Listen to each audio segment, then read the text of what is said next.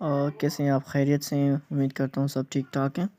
तो ये जो है हमारे पास जो लास्ट वीडियो मैंने बनाई थी एक्लॉन फॉर्म पे, जिसमें हमने एक एग्ज़ाम्पल जो है सॉल्व किया था कि हम एक मैट्रिक्स को एक्लॉन फॉर्म कैसे बनाते हैं और एक्लॉन फॉर्म होता क्या है। ये सारी चीज़ें जो है हमने प्रीवियस वीडियो में डिस्कस कर लिए थे। अगर आपने नहीं देखा तो लाज़मी जाके उस वीडियो को एक बार देख लें एंड देन आपको जो है ना ये जो हमारे पास टॉपिक है रिड्यूस एक्लॉन फॉर्म, तो ये आपको अच्छे से समझ आ जाएगा। ठीक है, बेसिकली हमारे पास रिड्यूस एक्लॉन फॉर्म क्या होता है। ठीक है, तो चूँकि हमने लास्ट टाइम जब मैंने बताया था, तो जो लोअर ट्रायंगुलर को हम जब सिर्फ ज़ीरो बनाते हैं तो उसमें हमारे पास ऊपर के वैल्यूज़ का हमारा कोई काम नहीं होता। लेकिन उसी तरीके से यहाँ पर जो रिड्यूस एक्लॉन फॉर्म में होता है, हमें पूरा जो है ना ये होता है हमारे पास अपर ट्रायंगुलर, तो ये होता है लोअर ट्रायंगुलर। ये सब हमें ज़ीरो करने होते हैं एक्सेप्ट डायगोनल एलिमेंट्स। ठीक है, एक्सेप्ट डायगोनल एलिमेंट्स के में जब हमारे पास जो है ना वन वन होते हैं, जो हमने वहाँ पे भी बताया था, जो हमारे पास होते हैं पिवट एलिमेंट्स। ठीक है, तो हमारे पास जो हमने जो लास्ट जो क्वेश्चन में सॉल्व किया था, तो ये वही क्वेश्चन है। अगर आपने, फिर मैं कह रहा हूँ, अगर आपने वो वीडियो नहीं देखा है तो लाजमी जाके एक बार उसको देख लें। ठीक है, तो यहाँ पर हमने इस मैट्रिक्स को सॉल्व किया था, तो हमारे पास 0 0 0 यहाँ पे आया था। बाकी ये जो हमारे पास एलिमेंट्स थे, तो ये हमारे पास एक्लॉन फॉर्म था। ठीक है, अब देखिए ये जो मैंने एग्जांपल लिया हुआ था, तो इससे हमें ये लेके आना है। ठीक है, तो यहाँ पर हमारे पास ये ए बी सी जो मैंने लिखे हैं, ये बेसिकली ये नंबर्स हैं। मतलब यहाँ पर आपके पास कोई भी नंबर आ सकते हैं, ए बी कोई, बी भी कोई और सी भी कोई नंबर आ सकता है। ठीक है, तो हमारा टारगेट ये है कि हमारे पास यहाँ पे जो वन वन है, इसके अपर जो हमारे पास वैल्यूज़ हैं, जैसे 1 2 -5, ये हमें करने हैं 0। ठीक है, तो ये देखो, ये हमारे पास इक्लॉन फॉर्म है और एरो लगा के मैंने रिड्यूस इक्लॉन फॉर्म, ये हमारे पास एक रिड्यूस इक्लॉन फॉर्म हो जाता है। ठीक है, तो अब मैंने यहाँ पे देखो, अब मेरा काम सबसे इनिशियल मेरा वर्किंग है कि इस वन को हमें करना है 0। ठीक है, तो मैंने कहा है कि -1 को मल्टीप्लाई करें R2 में, जो यहाँ पर मैंने किया है। ठीक है, तो देखें 0 -1 5 9, यहाँ पे -5 था, -9 था, तो माइनस माइनस प्लस हो जाएगा, तो यहाँ पे 5 आ जाएगा, फिर यहाँ पे माइनस माइनस प्लस और यहाँ पे ये आ जाएगा। ठीक है, एंड फर्दर मैंने क्या किया, मैंने फिर इससे प्लस किया हुआ, जो R1 जो है हमारे पास 1 0 7 एंड 17, जो कि मैंने यहाँ पे लिखा हुआ है।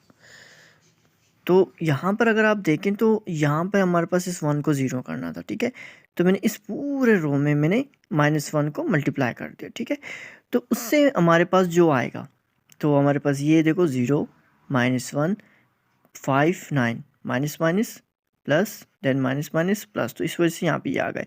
तो अब जो हमारे पास R1 है 1 1 2 8, जो कि मैंने यहाँ पे लिखे हैं, तो -1 + 1 कैंसिल हो जाएंगे, 0 + 1 1 हो जाएगा और -1 1 0 हो जाएगा, 5 + 2 7 एंड ये 17। ठीक है, तो ये जो हमारे पास है, हम कहेंगे ये हमारे पास न्यू R1 है। ठीक है, इसी तरीके से हमने इसको यहाँ पे पुट कर दिया। अब हमारा जो नेक्स्ट वर्किंग है, हमारे पास ये जो -5 है एंड हमारे पास जो है 7, इन दोनों का हमें करना होता है 0। ठीक है, तो अब अगर आप नोटिस करें तो ये हमारे पास -5 है और ये हमारे पास 7 है, तो मतलब इसको ज़ीरो करने के लिए हम इस 1 को यूज़ करेंगे और एग्जैक्ट सेम तरीके से इस 7 को यूज़ करने के लिए, ज़ीरो करने के लिए हम इस 1 को यूज़ करेंगे। ठीक है, तो देखें फर्स्ट मैंने यहाँ पर जो किया हुआ है, तो मुझे इस रो में फर्स्ट जो है आप -5, जो यहाँ पे -5 है, तो यहाँ पे आप जो है ना +5 को मल्टीप्लाई करें और यहाँ पर आपके पास +7 है, तो इस पूरे R3 जो है इसमें आप से -7 को मल्टीप्लाई कर दें। तो जी देखो यहाँ पर जो मैंने किया हुआ है, तो आप अगर नोटिस करें तो देखो 0 0 एंड -7 जो है ना, ये -7 एंड +7 कैंसिल होकर 0 बन जाएंगे, 0 + 1 0 0, तो ये हमारे पास बिल्कुल इस तरह आ जाएगा। ठीक है, -14, ये 3 बच जाएगा। तो एग्जैक्ट यहाँ पर जो है ना, इस रो में मैंने +5 को मल्टीप्लाई किया हुआ है, तो 0 0 1 एंड 10 आ जाएगा, जो कि देखो 0 0 5 एंड 10। ठीक है, तो अब अगर आप नोटिस करें तो यहाँ पे जो मैंने पुट किया, तो +5 -5 कट हो जाएंगे एंड ये हमारे पास आ जाएगा 1। ठीक है, तो अब ये जो है हमारे पास न्यू R2 और ये है हमारे पास न्यू R1। अब हम इन दोनों को मैट्रिक्स में फिर पुट कर देंगे। तो जब हम इनको मैट्रिक्स में पुट कर देंगे, ठीक है, तो क्योंकि हमारे पास R3 को तो हमने छेड़ा ही नहीं है, तो हमने यहाँ पे जो है मैट्रिक्स बना दिया है 1 0 0 3 आप देखो यहाँ पे आपके पास तीनों ज़ीरो हो गए और ये भी आपके पास ज़ीरो हो गए, जो कि मैंने आपको यहाँ पे बता दिया था कि जो इक्लोन फॉर्म होता है उसको हमें इस फॉर्म में कन्वर्ट करना है। ए बी सी जो है हमारे पास कोई भी नंबर हो सकते हैं, जो कि यहाँ पर हमारे पास है 312।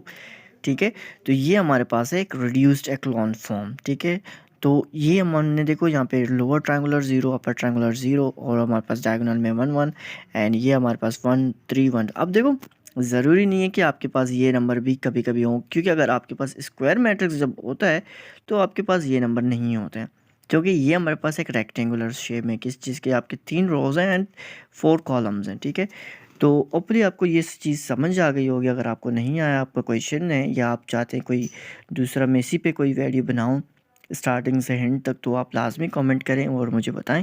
तो फिर इंशाल्लाह मिलते हैं नेक्स्ट क्वेश्चन की तरफ। तो आप चाहते हैं अगर कोई मैं किसी टॉपिक पे वीडियो बनाऊं तो आप लाजमी बताएं, वरना इंशाल्लाह नेक्स्ट वीडियो में मैं इसी के क्वेश्चन में थोड़ा एडवांस क्वेश्चन जो होंगे उनसे मिलते हैं। ठीक है, तो जो है हमारे पास रैंक और न्यू मेथड ऑफ रैंक ये सारे टॉपिक हैं, वन बाय वन इंशाल्लाह सबको कवर करते जाएंगे। ओके, अल्लाह हाफिज़, टेक केयर, इंशाल्लाह मिलते हैं नेक्स्ट क्वेश्चन की तरफ।